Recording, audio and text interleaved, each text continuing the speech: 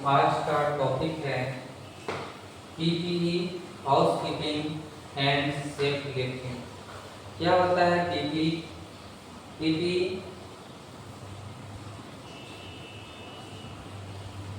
House keeping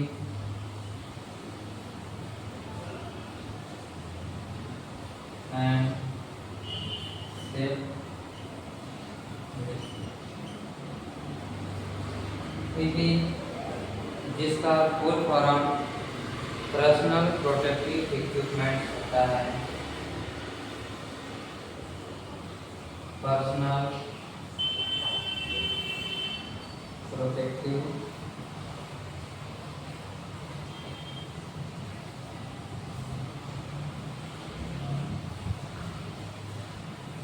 protective equipments. PP house keeping का मतलब होता है साफ सफाई। इसके लिए हम IS को फॉलो करते हैं। IS सेफ लिफ्टिंग, कोई भी हैवी प्रोडक्ट को, हैवी मटेरियल्स को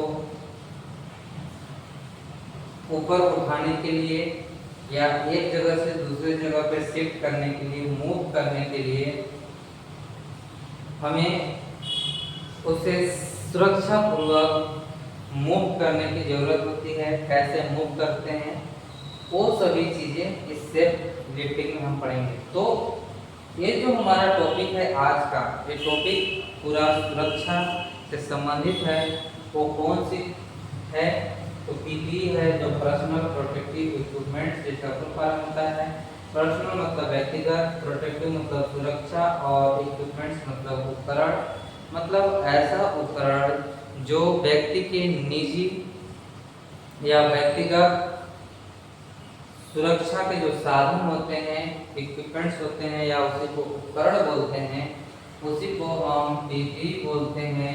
इसमें मानव के सभी सेंसिटिव ऑर्गन को, जो बाहर रूप से एक्सटर्नल, जो बाहर से दिखाई देते हैं, बाहर से एक्सटर्नल सेंसिटिव ऑर्गन को ये क्या करता है? पीपीई कवर्ड करता है और उसे प्रोटेक्ट करने का काम करता है। जैसे आँख, कान, सर, हाथ, पैर,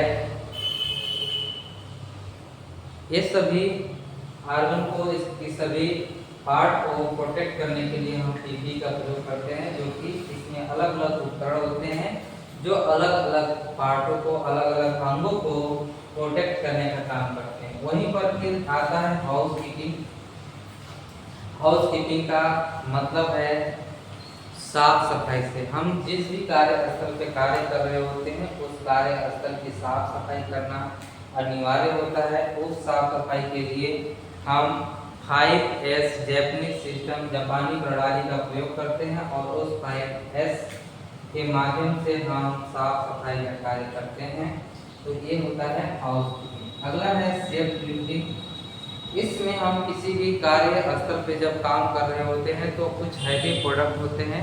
उस हैवी प्रोडक्ट को ऊपर उठाने के लिए या शिफ्ट करने के लिए, एक जगह से दूसरी जगह पर शिफ्ट करने के लिए सेफ लिफ्टिंग की जरूरत पड़ती है। सुरक्षा पूर्वक से लिफ्टिंग करने की जरूरत पड़ती है। तो इस पूरे टॉपिक में हम अपने सुरक्षा, हाउस कीपिंग, साफ सफाई एवं सेफ लिफ्टिंग के बारे में पढ़ेंगे। इन तीनों का मतलब क्या है हमने पढ़ा।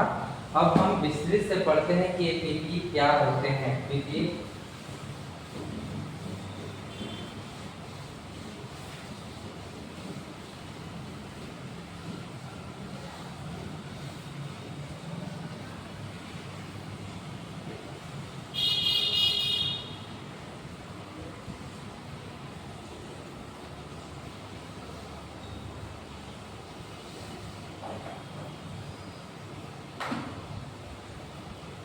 पीपीई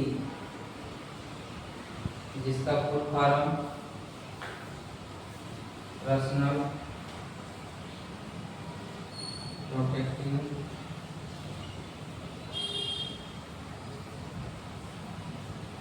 इक्विपमेंट, उसका हिंदी होता है व्यक्तिगत सुरक्षा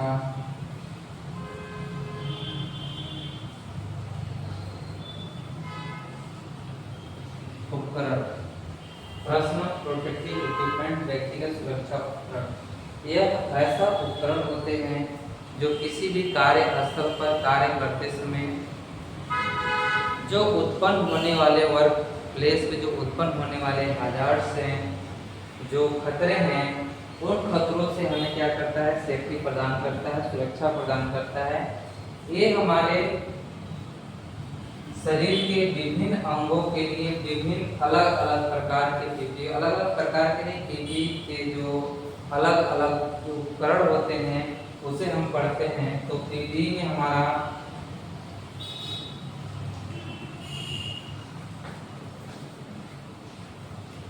आता है सेफ्टी हेलमेट,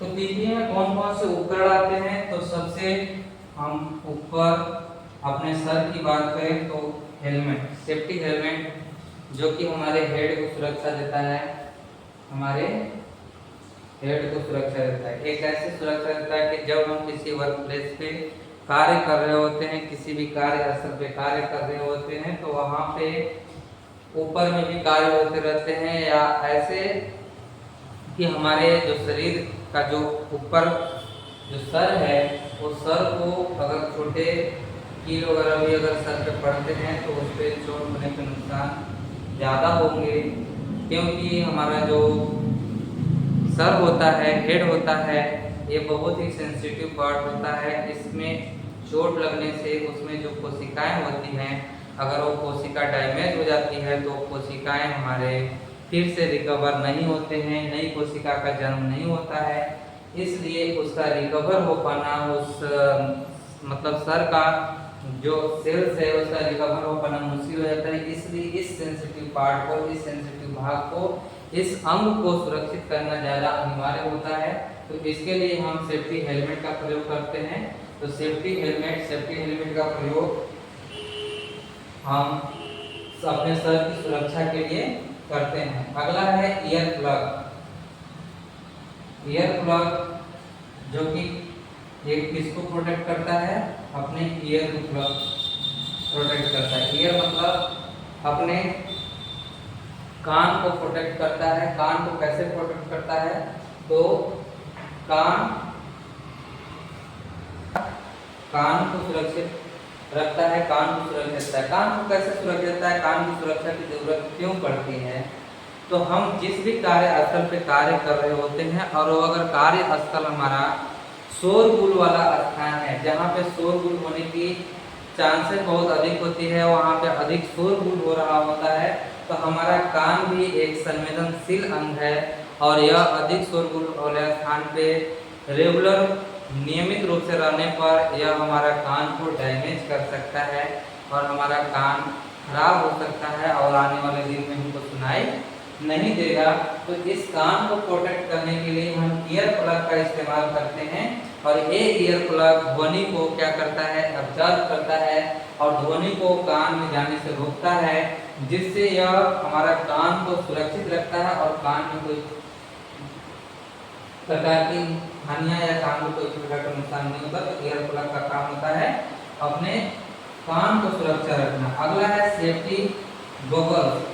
सेफ्टी गॉगल्स जिस भी वर्क प्लेस पे हम कार्य कर रहे होते हैं और उस वर्क प्लेस पे हमारा अधिक लाइटिंग हो रहा है, लाइटिंग का मतलब अधिक प्रकाश है, वहाँ पे चकाचौंध प्रकाश में हमको कार्य करना है, या हम कोई भी जैसे सोल्डरिंग का कार्य कर रहे हों या तो हम वेल्डिंग का कार्य कर रहे हों, तो वहाँ पर क्या होती है कि लाइटें उत्पन्न होती है या सोल्डरिंग के समय उससे एक धुआं निकलती है जो हमारे आंखों पर असर डालती है, हमारे आंखों को नुकसान पहुंचाती है। इससे बचने के लिए मुझे अपने आँख को, क्योंकि हमारा आँख भी एक क्या है कि संवेदनशील अंग है, इस आँख को प्रोटेक्शन देने के लिए हमें सेफ्टी गॉगल्स का प्रयोग किया जाता है। तो ये हमारा किसको प्रोटेक्शन देता है, आई को प्रोटेक्शन देता है, मतलब आँख को सुरक्षित रखने के लिए, आँख को सुरक्षा देने के लिए हम सेफ्टी गॉगल्स का प्रयोग करते हैं।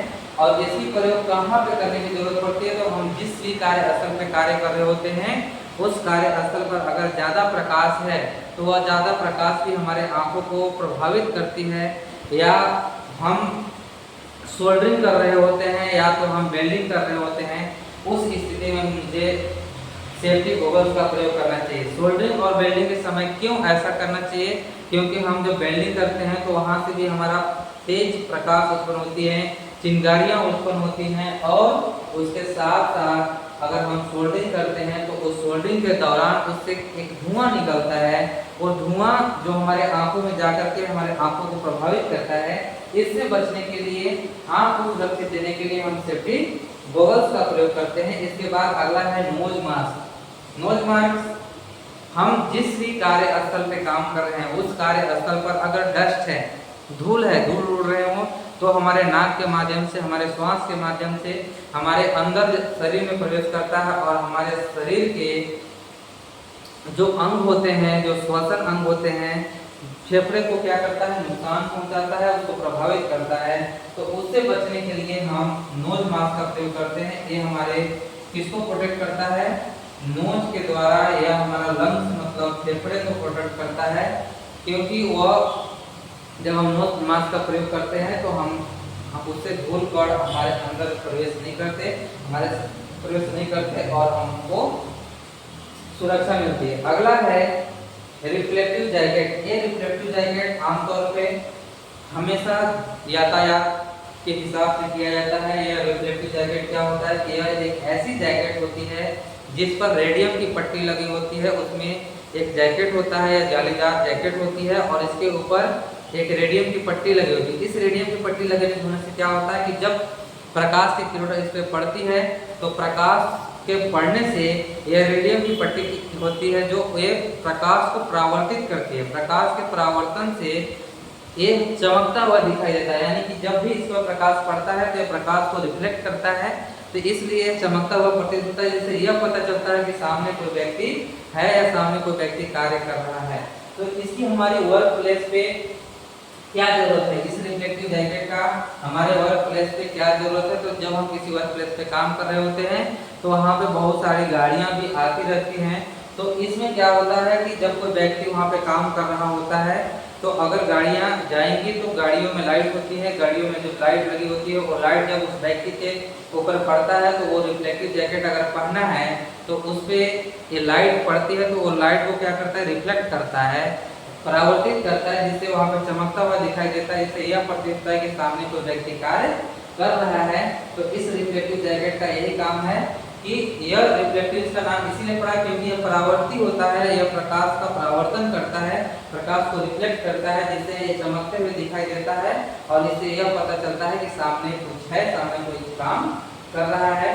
अगला है हैंड ग्लव। ये हैंड ग्लव हमारे इलेक्ट्रॉनिक या इलेक्ट्रिकल असेंबली में हम प्रयोग इसलिए करते हैं क्योंकि हमें तारों को जोड़ना होता है, और ये लाइव वायर भी हो सकते हैं और ऐसे भी हो सकते हैं, मतलब लाइव वायर एवं डाइड वायर दोनों हो सकता है।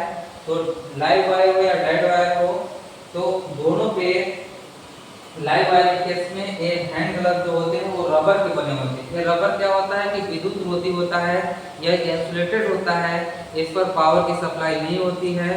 तो हम अगर लाइव वायर को टच भी कर लेते हैं तो ये कुछ समयों के लिए हम इससे विद्युत झटका लगने से बच जाते हैं। इसलिए हमारे लिए सुरक्षा की दृष्टि से ज़्यादा अच्छा होता है कि हम अगर इलेक्ट्रिकल या इलेक्ट्रॉनिक क्षेत्रों में काम कर रहे होते हैं तो वहाँ पे हमको रबर ग्लव्स का प्रयोग करना चाहिए। ये रबर ग्लव्स का प्रयोग इसलिए करना चाहिए क्योंकि ये रबर ग्लव्स हमारे विद्युत के विद्युत रोधी होते हैं। ये इस पर पावर सप्लाई नहीं होता, यानी कि अगर हमने लाइव वायर है और अपने हाथ से कार्य करते समय इस लाइव वायर को संपर्क में आ भी जाते हैं तो हमको विद्युत झटका नहीं लगता है। या हम अगर वायर को ट्विस्ट करते हैं, उसको ऐंठते हैं तो वायर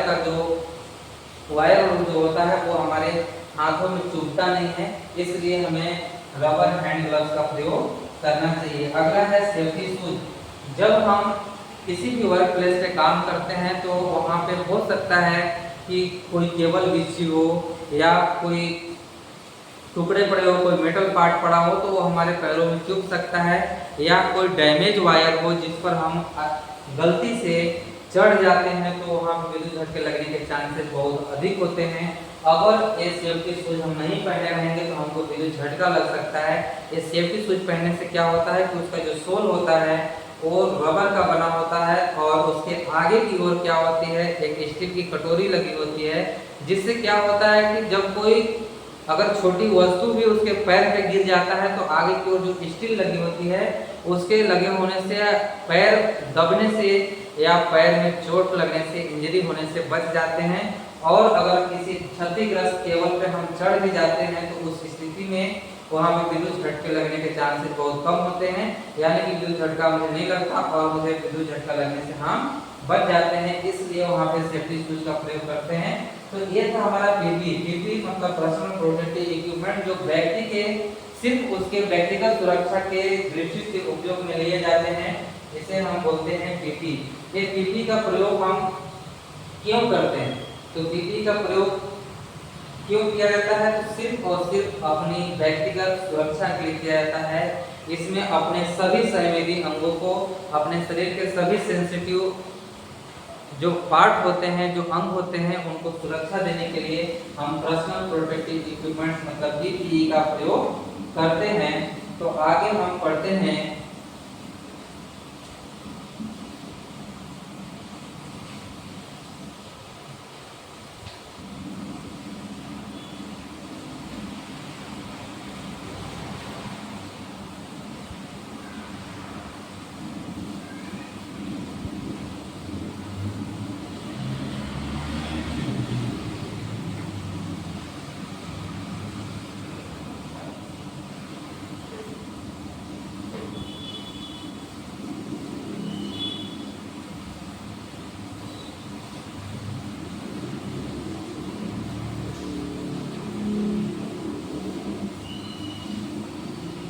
लेकिन क्या पीपी के प्रयोग करने से, सिर्फ पीपी मात्र में प्रयोग करने से हमारा जो हजार्ड्स है, हमारे जो खतरे हैं, हमारे जो इंडस्ट्रियल हजार्ड्स हैं, क्या वो टल जाती है या हम उससे बच सकते हैं या उसमें कोई रिस्क नहीं होती है?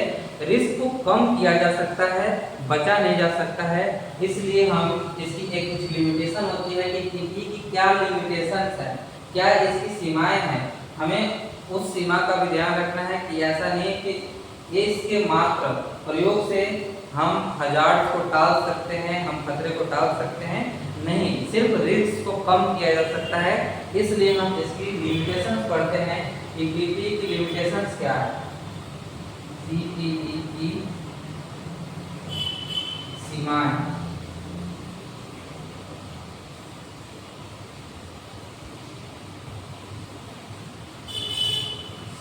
Limitation.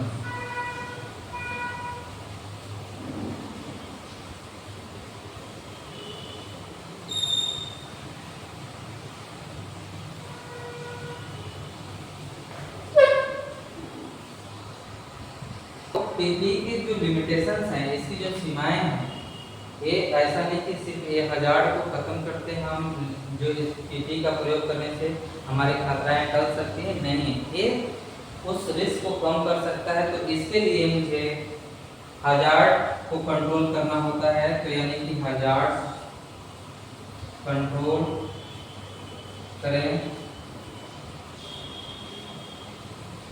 Safe work procedure follow करें, सेफ वर्क प्रोसीजर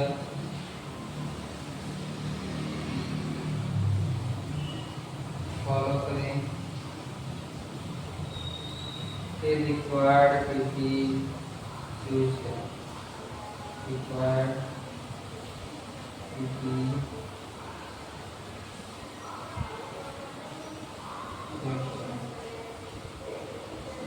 याद रखें ये जो हमारा पीपी होता है यह लास्ट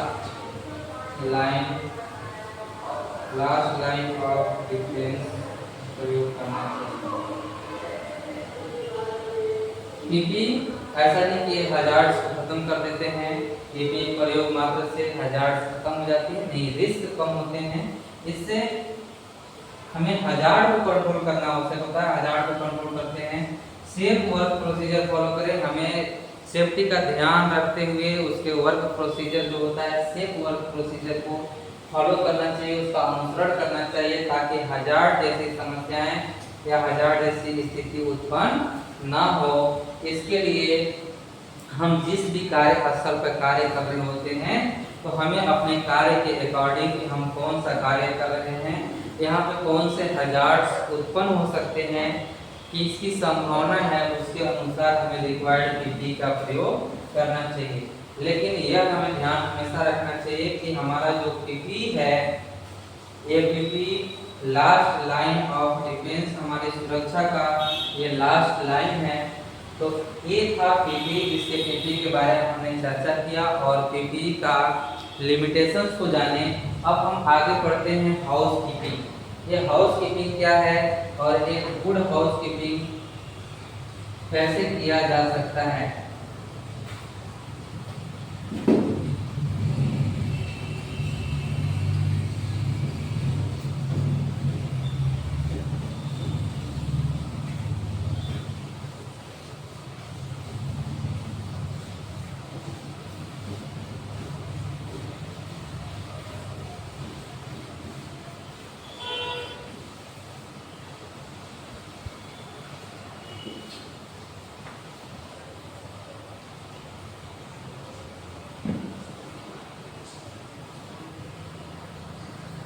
तो अब हम पढ़ते हैं house keeping.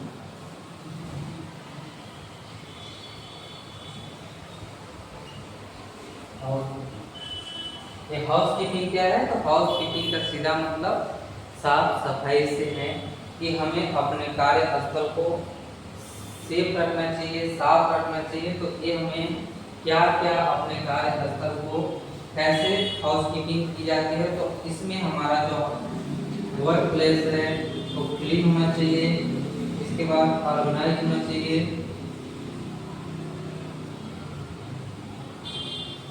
Clean, organise, safe and clean, organise and safe होना चाहिए। ये जो हाउस कीपिंग है इसमें हमारा जो वर्क प्लेस है इसमें हमेशा हम वर्क प्लेस को clean, neat and clean, organise मतलब एक व्यवस्थित ढंग से और सुरक्षित रखना चाहिए कि ये हाउस कीपिंग की प्रोसेस होती है। लेकिन इस हाउस कीपिंग के लिए हम एक सिस्टम का प्रयोग करते हैं जो कि उसे बोलते हैं 5S प्रणाली।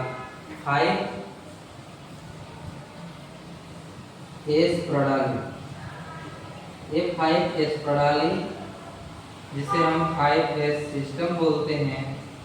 इस 5S सिस्टम में 5 यस होते हैं और इस 5 एस का एक मतलब होता है, यह एक जापानी पद्धति है, जैपनीज प्रणाली है। इस जैपनीज प्रणाली के अंतर्गत हम किसी भी वर्क प्लेस को, चाहे वो ऑफिस हो, घर हो, किसी इंडस्ट्री हो, कहीं भी अपने वर्क प्लेस को ज़्यादा सुव्यवस्थित तरीके से, हम ऑर्गेनाइज तरीके से, सेफली उसे हम क्या करते हैं, उसकी हाउसकीपिंग करते हैं। तो ये हमारा जो प्रणाली है और 5S प्रणाली का लगता है।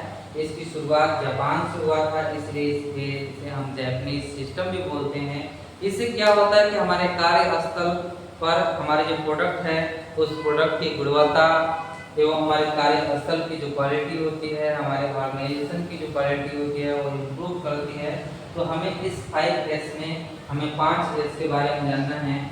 पहले एस का मतलब, दूसरा एस का मतलब, तीसरा एस, चौथे एस और 5s, पांचवें नंबर का एस। तो पहले नंबर का एस का मतलब होता है शॉर्ट, दूसरे का मतलब होता है सेट इन ऑर्डर, तीसरे का मतलब होता है साइन और चौथे का मतलब होता है स्टैंडर्ड और इसका मतलब होता है सस्टेन। तो 5s इसका नाम इसलिए है क्योंकि इसमें 5s को लेकर के एक सिस्टम तैयार किया गया है। इसमें 5s का 5 वर्ड का एक मीनिंग है और उसको लेकर के एक सिस्टम तैयार किया गया है, इसलिए इसे हम 5s सिस्टम बोलते हैं, 5s प्रणाली बोलते हैं। और इसकी शुरुआत जापान से हुआ था, इसलिए इसे हम जापानीज प्रणाली या जापानीज सिस्टम बोलते हैं। जिसमें पहला एस का मतलब होता है शॉर्ट, मतलब बहुत सारे इक्विपमेंट्स या कंपोनेंट्स जो कि मिक्सअप होते हैं, तो उसे हम क्या करते हैं, सबसे पहले छटनी करते हैं, छांट करके अलग करते हैं। इस कंपोनेंट को अलग, उस कंपोनेंट को अलग, अलग अलग कंपोनेंटों को अलग अलग हम क्या करते हैं, सॉर्टिंग करते हैं, उसको सॉर्ट करके अलग करते हैं, छटनी करते हैं, इसे हम बोलते हैं सॉर्ट। फिर सेट इन ऑर्डर, सबको एक ऑर्डर में, एक क्रम में व्यवस्थित करते हैं, उसे हम बोलते हैं सेट इन ऑर्डर। तो दूसरा एस का मतलब होता है सेट इन ऑर्डर, मतलब व्यवस्थित क्रम में, मतलब क्रम में उसे क्या करना चाहिए, व्यवस्थित करना चाहिए। इसके बाद तीसरा एस का मतलब है साइन, कि हम जो हमारा कंपोनेंट है, प्रोडक्ट है, इक्विपमेंट्स है, तो उसमें शाइनिंग होनी चाहिए, चमक होनी चाहिए। तो तीसरे एस का मतलब है साइन। और चौथा एस का मतलब है स्टैंडर्ड, मतलब एक मानक तैयार होना चाहिए। हम जिसके लिए कर रहे हैं वो हमारा एक क्या होना चाहिए, मानक होना चाहिए। क्या होना चाहिए, मानक, मतलब स्टैंडर्ड होना चाहिए। और अगला है पांचवें एस का मतलब है सस्टेन, जो कि इस हाउस कीपिंग में एक इम्पोर्टेंट है 5s प्रणाली का। इस 5s प्रणाली को हर जगह उपयोग किया जाता है, चाहे वो किसी ऑफिस हो, अस्पताल है, किसी इंडस्ट्री है, किसी भी कार्यस्थल पे जहाँ पे कार्य चल रहा होता है, जहाँ पे लोग कार्य करते हैं, उस कार्यस्थल की जो सफाई होती है इसी 5s प्रणाली के अंतर्गत किया जाता है। इस हाउस कीपिंग का इम्पोर्टेंस क्यों है, क्यों हाउस कीपिंग जरूरी है, हाउस कीपिंग करने की जरूरत क्यों पड़ती है, तो हम पढ़ते हैं कि हाउस कीपिंग का इम्पोर्टेंस, क्यों हाउस कीपिंग करना आवश्यक है।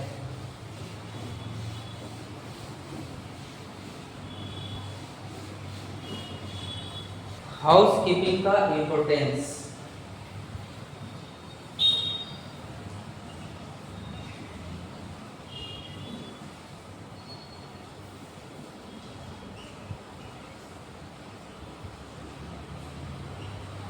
हाउस कीपिंग की महत्व क्या है, क्यों मुझे हाउस कीपिंग करने की जरूरत पड़ती है। तो इम्पोर्टेंस ऑफ हाउस कीपिंग, इससे क्या होता है कि अगर हम रेगुलर बेसिस के मतलब कि हाउस कीपिंग कब किए जाते हैं, तो डेली भी किया जाता है, 3 दिन पे भी किया जाता है, हफ्ते में भी किया जाता है, महीने में भी किया जाता है, 6 महीने में भी किया जाता है और साल भर में भी किया जाता है। ये डिपेंड करता है कि हमारा लोकेशन क्या है, हम जिस स्थान पे कार्य कर रहे होते हैं। अगर हम डेली उस स्थान पे काम कर रहे होते हैं तो वहाँ पे डेली रूटीन होती है, वहाँ पे डेली साफ सफाई होती है।